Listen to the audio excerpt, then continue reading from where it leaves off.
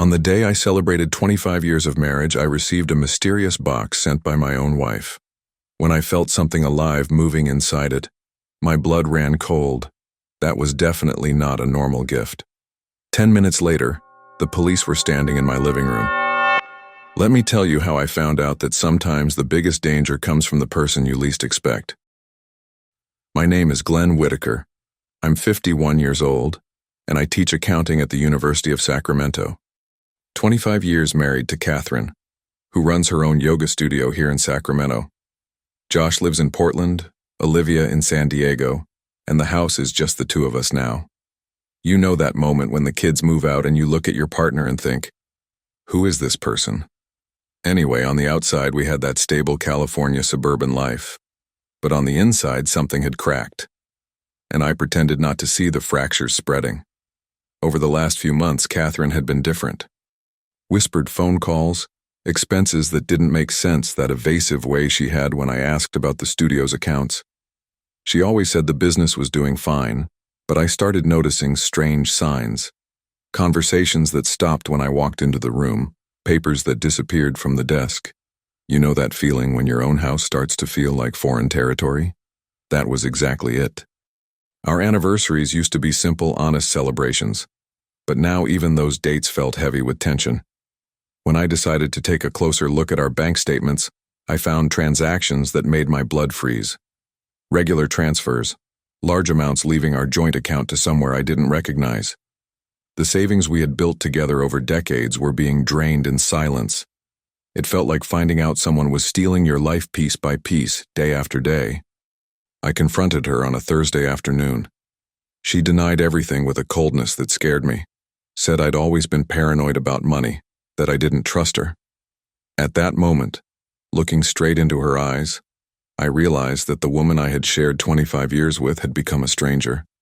Some betrayals come with shouting. Mine came with a simple shrug, and that's when I understood. When trust dies, there's no way to pretend it's still there. With the money frozen and separation right around the corner, Catherine started avoiding me like I was a ghost in my own house. She wandered through the rooms without saying a word, ate at different times, slept in the guest room. It was like two people living in the same house, just waiting for the right moment for one of them to leave. The silence between us carried that heavy weight of people who know there's nothing left to say. On September 15th, our wedding anniversary, I spent the whole day alone at the university, teaching classes and grading papers like it was just another Thursday. No card, no dinner, not even a good morning when I woke up. It was the first time in 25 years that the date went by unnoticed, and honestly, I preferred it that way. Coming home by then had become a heavy chore because I never knew what I was going to find. Around 4 in the afternoon, already home, while I was sorting through some papers in the living room, I heard the doorbell ring. A uniformed delivery guy was holding a medium-sized, neatly wrapped box with my name on the label. I looked at the sender, and my heart skipped a beat. Catherine Whitaker. He asked for my signature, handed me the package, and left, leaving me standing there holding this unexpected delivery from my wife. After weeks of total silence, why the hell was she sending me something? I looked at the note stuck to the top. Open tonight. There's still time to start over. The handwriting was hers, but something about those words felt off, kind of forced, kind of desperate. I took the box to the living room and set it down on the coffee table, trying to figure out what was going through her head. Was she trying for a last-minute reconciliation? Or was this just another one of her tactics to buy time? The box stayed there in the living room for the rest of the afternoon, and I tried to ignore it while I made dinner. But it's funny how an object can take up more mental space than physical space. I knew exactly where it was even when I wasn't looking. Every time I walked past the living room, my eyes would automatically drift in that direction. It was like having an unwanted guest you just can't kick out. Around 7 in the evening, while I was watching the news on the couch, I started hearing a faint noise coming from the coffee table. At first, I thought it was the air conditioner or some sound from outside, but when I turned down the TV, the noise was still there. A subtle scraping, almost imperceptible, like something was slowly shifting around inside. My body went on high alert in a way I couldn't even explain. I got up and went to inspect the package more closely. That's when I noticed small holes on the sides of the box. holes that definitely weren't there when the delivery guy handed it to me, or at least I hadn't noticed. They were too small to be accidental, but just big enough to seem intentional. You know that moment when your brain starts connecting dots you wish you could leave scattered? I picked up the box carefully and felt its weight shift in my hands. Not a change in weight, but in balance. Something inside was moving from one side to the other, and it was nothing that should be in a normal package. My heart started racing in a way I hadn't felt in years. It was that primal sense of danger your body recognizes before your mind has time to process it. I pressed my ear to the side of the box trying to figure out what the hell was going on in there, and that's when I heard it clearly. A hissing sound, low and icy, that made every hair on my arm stand up. It wasn't the sound of something loose. It wasn't mechanical. It was organic. It was alive. And it was dangerous. I dropped the box back on the table like it was on fire. Some surprises you only figure out when it's already too late to turn back. But this time something in my instincts screamed, "Don't open it, not now, not alone." And for the first time in months I decided to listen to my gut instead of my curiosity. I stood there in the living room for a few minutes, trying to process what had just happened. My rational mind kept telling me it could be anything, some kind of electronic toy, a weird mechanism, maybe even my imagination playing tricks on me. But my body wasn't buying that explanation. Every fiber of my being screamed that there was something deeply wrong with that situation, and I needed to act fast. The house even felt different now, as if the very atmosphere had changed. I grabbed my phone and dialed 911 without hesitation. The dispatcher asked what the emergency was, and for a second I felt ridiculous. How do you even explain that your wife just sent you a box with something alive inside on your wedding anniversary? But then I remembered the sound, the holes, the strange shifting inside. I'd just received a suspicious package with something alive inside it, and I need help to open it safely, I said, trying to keep my voice steady. My hands were trembling slightly as I held the phone. The operator's tone changed immediately. She told me to stay away from the box, not to touch it again, and said a team would be on its way in just a few minutes. "Do you have any idea what it could be?" she asked. I told her I wasn't sure, but that the holes looked intentional and the sound was definitely something that shouldn't be in an ordinary package. Her protocol sounded serious, like cases like this weren't completely unheard of. Have you ever had that feeling that your reality is falling apart in slow motion? While I waited, I tried to process how we had gotten to this point. Catherine had always been a perfectionist, but this was beyond anything I could ever imagine from her. It was like a completely different person was living inside the body of the woman I had known for 25 years. The same woman who used to host charity dinners at her yoga studio was now sending me packages with living creatures inside. I kept staring at the box from a distance, thinking about the past few months. The mysterious transfers, Catherine's strange behavior, the icy silence between us, and now this. Could that dangerous living creature be her way of retaliating after I froze the accounts? Had my own wife crossed a line I didn't even know existed? Reality started to hit me so hard it made me feel sick. 25 years of marriage doesn't prepare you for something like this. The dry heat of that California afternoon felt more oppressive than usual. Cold sweat was running down my back as I stood there, waiting for professional help to deal with something that could have killed me if I'd been less cautious. The irony was brutal. On the day that was supposed to celebrate our love, I was waiting for the police to investigate a possible murder attempt. Sacramento had never felt so silent and threatening as it did at that moment. The wide suburban streets felt way too empty. Suddenly I heard the hiss again, louder this time. Whatever was in there was getting restless, like it knew it was being watched. A chill ran down my spine. It wasn't ordinary fear. It was that primal terror that makes you instinctively back away from predators. In that moment, I was absolutely certain that Catherine hadn't sent this out of love or reconciliation. This was a direct threat to my life, disguised as a romantic gift. The sound stopped. Then it started again. The tension in the room was almost tangible. Every passing minute felt like an eternity, and I couldn't stop imagining what on earth Catherine had been thinking when she planned this. 25 years of marriage, and I thought I knew this woman. But the person capable of doing this was a complete stranger to me. How does someone get to the point of using an animal as a weapon? How does a yoga instructor turn into a potential killer? Sirens began to wail down the street, breaking the heavy silence of our quiet Sacramento neighborhood. I felt a massive wave of relief when the blue and red lights lit up my living room window. I was no longer alone with this insane situation. My neighbors were probably wondering what the hell was going on at the house of the quiet accounting professor. My private life had just become a public spectacle in a matter of minutes. I went to the door and saw two police officers getting out of their cruiser, followed by a third vehicle that looked like it belonged to a specialized unit. Their faces were serious, professional. They were clearly not treating this as a routine call.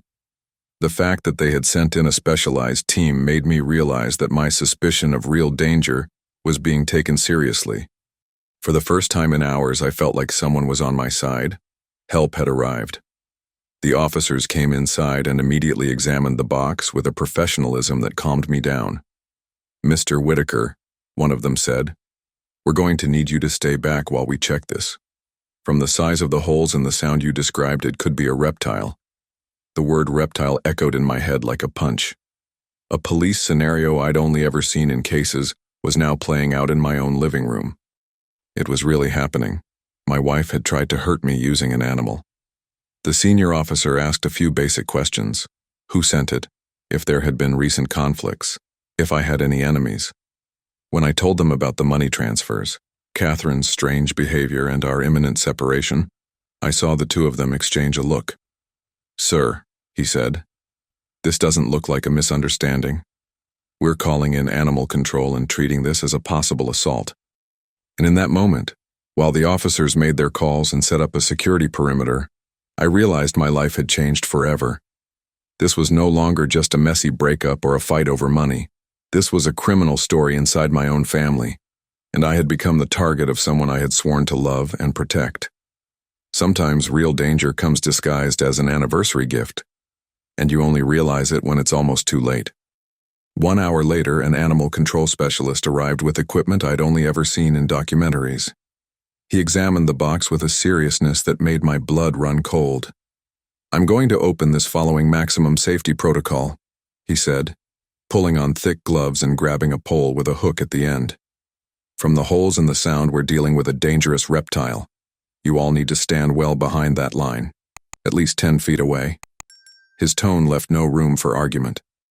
The moment he opened it was terrifying. As he carefully lifted the lid, using the pole to keep his distance, we all saw it at the same time. A full-grown rattlesnake, twisting and thrashing inside a cramped compartment, its rattle buzzing at full alert. The specialist immediately stepped back and said something that sent me into a panic. "Pacific diamondback rattlesnake. Extremely venomous. A bite from this can be fatal if it's not treated quickly." The silence that followed was deafening. One of the officers murmured something into his radio that I couldn't fully make out, but I caught the words, "attempted murder," and "domestic violence escalation."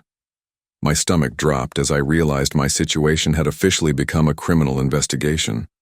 This was no longer a misunderstanding or a marital fight. This was an actual attempt at murder using a deadly animal as a weapon. Reality hit me like a truck.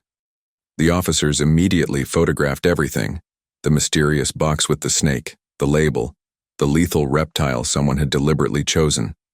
One of them asked me if I was absolutely sure about who had sent it, and his voice had a gravity it hadn't had before. I showed him the shipping label: Catherine Whitaker, my own address listed as the sender, my name as the recipient. There was no room for doubt. My wife had just tried to kill me. The evidence was right there, raw and undeniable. "Mr. Whitaker," said the senior officer, staring straight into my eyes, "this is attempted murder. We're no longer talking about simple assault. This is a lethal weapon sent through the mail." I told them the entire story. The secret transfers, the lies, the frozen accounts, the increasingly hostile behavior. They wrote everything down meticulously, and I realized that every word I spoke was building an attempted murder case against Catherine. Every detail I shared was sealing her fate. The specialist worked with surgical precision to capture the snake. Using specialized equipment, he managed to pin it down and transfer it to a high-security container. "This species is found in California, but not naturally in urban areas," he explained. Someone had to either go out into the wild to get this or buy it on the black market, which shows complete premeditation. The word premeditation hit me like a punch. Catherine had planned my death down to the smallest detail. She had researched, planned, and executed all of it coldly. Have you ever stopped to think about what it's like to find out that someone you loved for decades wants you dead? The officers kept doing their work, but I felt disconnected from reality, trying to process the magnitude of what was happening. The woman I had shared a bed with for 25 years, who knew my fears, my habits, my routine, had used all of that against me. The level of betrayal was so deep it didn't even feel real. The officers collected the entire box as evidence, along with the note and all the packing materials.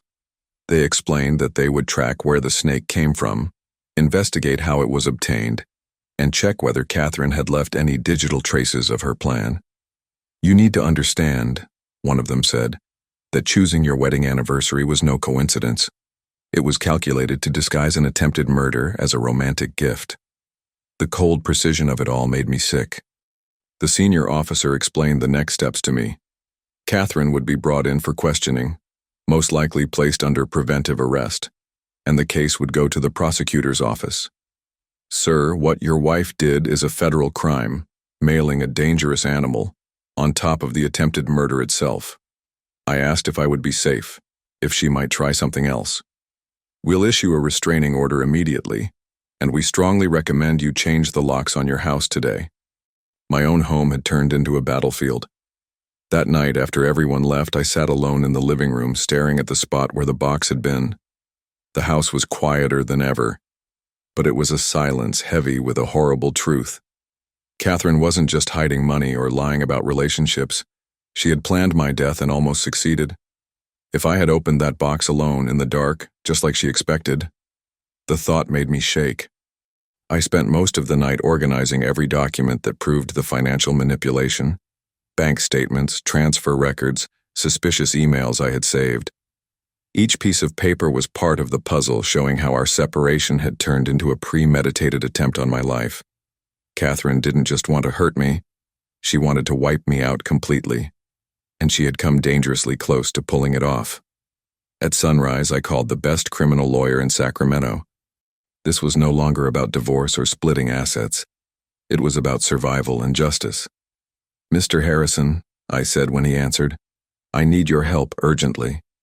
My wife just tried to murder me with a venomous rattlesnake, and I have all the evidence." The decision was made. We were going to open a full criminal case for attempted murder, and I was ready to take it all the way. 25 years of marriage hadn't ended with divorce papers, but with an attempted murder that turned Catherine from a wife into a criminal defendant.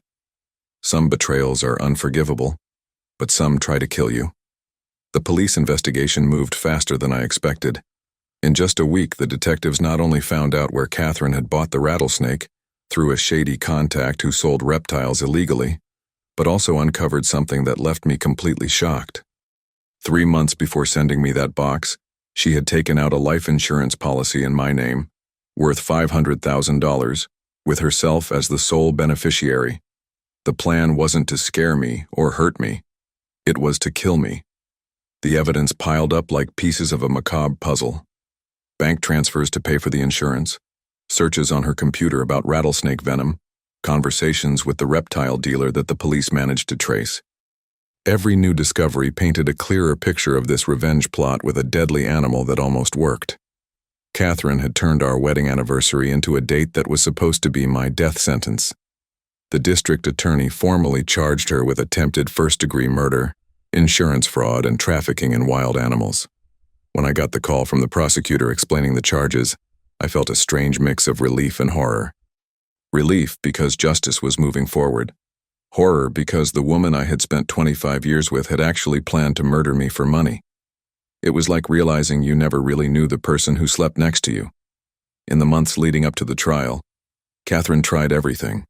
She claimed it was an elaborate prank, that I had planted the evidence, that she was going through a psychotic break. Her constant changes of story only made the case against her stronger. Her lawyers even went so far as to suggest that I had bought the snake myself to frame her. Desperate lies from someone who knew she'd been caught red-handed. On the day of the trial, the courtroom was packed. Our story had turned into a local headline. Yoga instructor tries to kill husband with rattlesnake on wedding anniversary. When Catherine walked in handcuffed, wearing the orange prison jumpsuit, I barely recognized her. The elegant perfectionist woman was gone, replaced by someone who looked small and defeated under the weight of what she had done. The defense tried one last desperate move. They claimed the snake was an exotic reconciliation gift, that Catherine didn't know it was venomous, that it was all just a tragic misunderstanding. But the receipts from the illegal purchase, the searches about venom, the secretly taken-out life insurance policy, and the history of our financial conflicts completely destroyed that story. There was no way to present this as an accident. The witnesses were devastating for the defense. The reptile seller confirmed that Catherine had specifically asked for the most venomous one available. The insurance agent testified that she insisted on maximum coverage and immediate payout in case of accidental death. The officers showed the photos of the agitated rattlesnake inside the box. Each testimony was another shovelful of dirt over any hope of acquittal. When it was my turn to testify, I stepped up to the witness stand with my heart pounding. The prosecutor asked me to describe the moment when I opened, or almost opened, that deadly surprise on our anniversary. I told them about the hissing sound, the holes in the box, the overwhelming sense that something was terribly wrong. And then, looking straight at Catherine for the first time in months, I said, "After 25 years, I don't recognize who you are anymore. The woman I loved would never try to kill me for money." The verdict came on a cold December morning. The judge was clear: guilty of attempted first-degree murder, attempted insurance fraud, trafficking in wild animals, and illegal possession of a venomous reptile. 15 years in prison, with no chance of parole before serving at least 10. Catherine was convicted and taken away to serve her sentence in the state women's prison, wearing handcuffs that marked the final, definitive end of everything we had built together. When the handcuffs clicked around her wrists and the guards led her away, I felt a strange sense of closure. It wasn't happiness. It's impossible to feel joy watching someone you once loved being taken to prison. It was more like a sense that justice had been served, that the world made sense again. My wife's deadly gift had turned into the very trap that caught her. Sometimes justice has a sense of irony even Shakespeare couldn't have written. 6 months after the sentencing, I moved to a smaller house on the east side of Sacramento. 2 bedrooms instead of 4, a small backyard, but with a peace I hadn't felt in years. Life became simpler. Breakfast on the porch watching the sunrise, classes at the university, long walks around the neighborhood in the afternoon. Now when I come home, that's all it is, coming home. No drama, no tension, just the normalcy of an ordinary life. I rediscovered small pleasures I had forgotten during those chaotic years. I went back to reading advanced accounting books, just out of curiosity, not obligation. I started cooking meals Catherine always criticized, trying out recipes I'd wanted to make for decades. Weekends stopped being battlegrounds disguised as family time. Josh and Olivia visit whenever they can, and our relationship has gotten better. Without the constant tension between their parents, we've been able to be a family again, even if a smaller one. The healing process wasn't linear. Some nights I still wake up thinking about the sound of that rattlesnake, imagining what would have happened if I had opened that box in the dark, just like Catherine planned. I went to therapy for a few months, not because I was broken, but because I needed to process the fact that someone I had sworn to love and protect had tried to kill me. The financial betrayal hurt, but the attempted murder left scars that took time to heal. Today, when I look back, I feel a strange sense of gratitude. Not for the murder attempt, obviously, but for surviving and finding out who I really am, without masks or toxic commitments. Justice doesn't give you back the years lost to distrust and lies, but it gives you something more valuable: the ability to trust your own instincts again. Catherine is serving her sentence, and I'm living my freedom. And after everything we went through, that's worth more than any marriage built on pretense.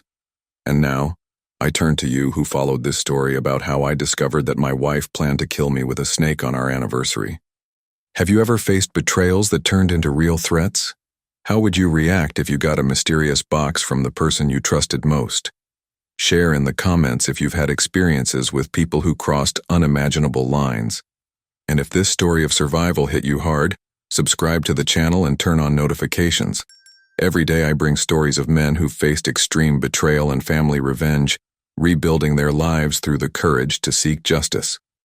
Stay strong on your own journey. Truth and dignity always find their way.